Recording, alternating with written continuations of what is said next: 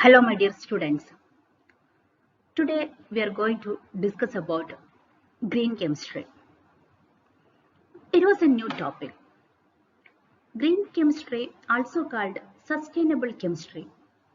It is an area of chemistry and chemical engineering focused on the design of products and processes that minimize or eliminate the use and generation of hazardous substances.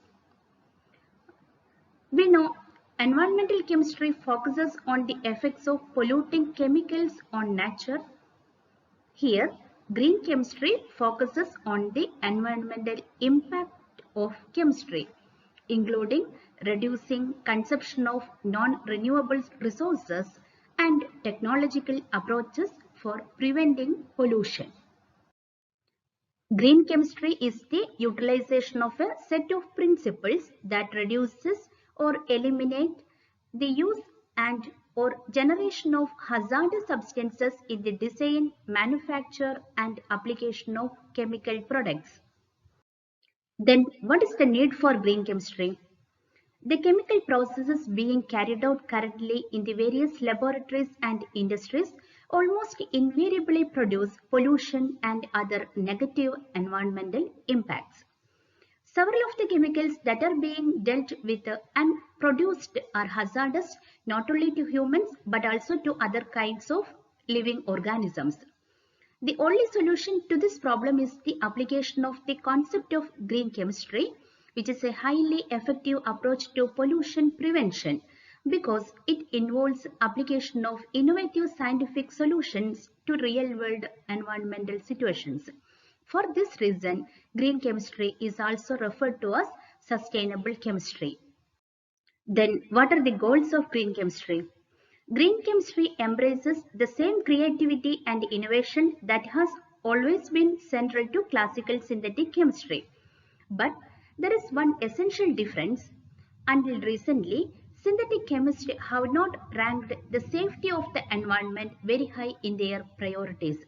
For green chemists, a safer environment comes first before any other priority. Green chemistry is a philosophy of chemical research that encourages the design of products and processes that minimize the use and generation of hazardous substances. The aim of green chemistry is to prevent or at least reduce pollution at its sources. The focus of green chemistry is on minimizing the hazard and maximizing the efficiency of any chemical choice. In addition to using and producing better chemicals with less waste, green chemistry aims at reducing other associated environmental impacts, including a reduction in the amount of energy used in chemical processes. It also prioritizes the safety of the synthetic chemist at work and of others in the area, the importance of limiting the use of non-renewable materials and the need to refrain from producing non-biodegradable materials.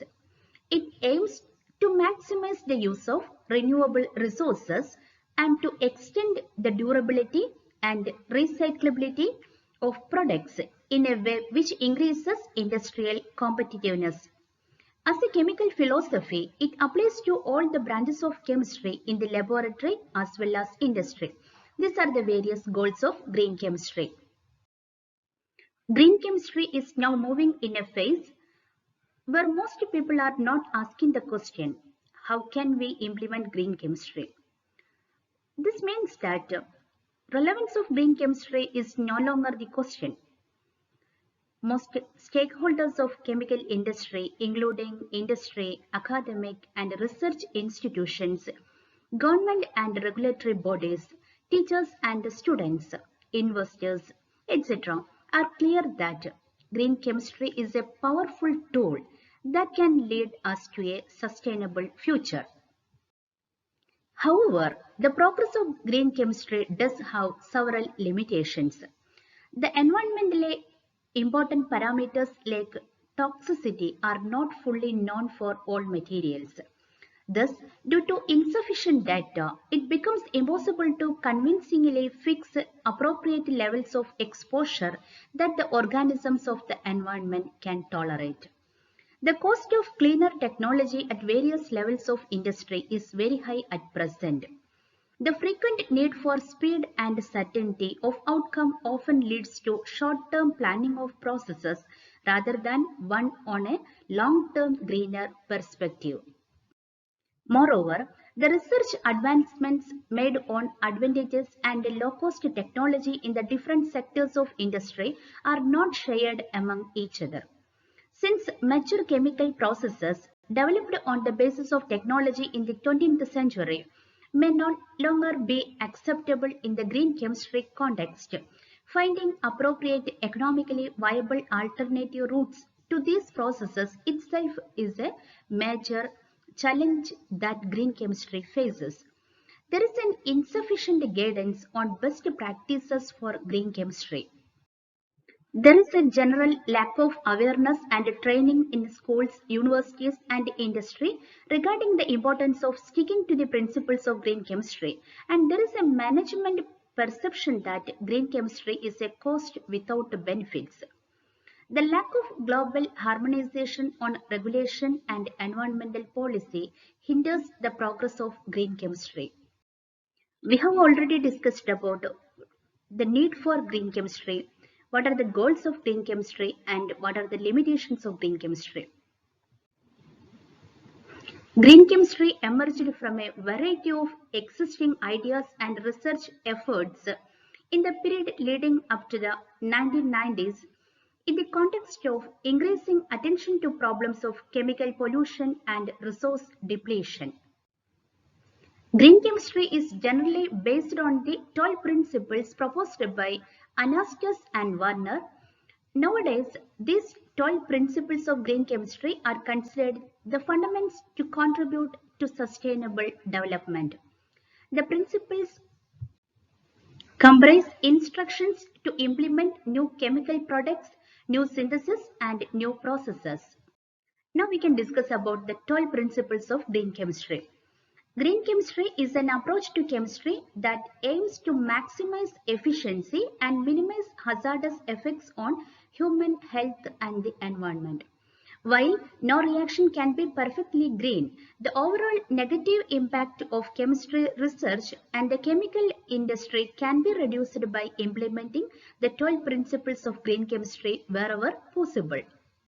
The first principle is that waste prevention. Prioritize the prevention of waste rather than cleaning up and treating waste after it has been created. Plan ahead to minimize waste at every step. The second principle is that atom economy. Reduce waste at the molecular level by maximizing the number of atoms from all reagents that are incorporated into the final product. Use atom economy to evaluate reaction efficiency. The third principle is that less hazardous chemical synthesis. Design chemical reactions and synthetic routes to be as safe as possible. Consider the hazards of all substances handled during the reaction, including waste. The fourth principle is that designing safer chemicals. Minimize toxicity directly by molecular design, predict and evaluate aspects such as physical properties, toxicity, and environmental fate throughout the design process. The fifth principle is that safer solvents and auxiliaries. Choose the safest solvent available for any given step.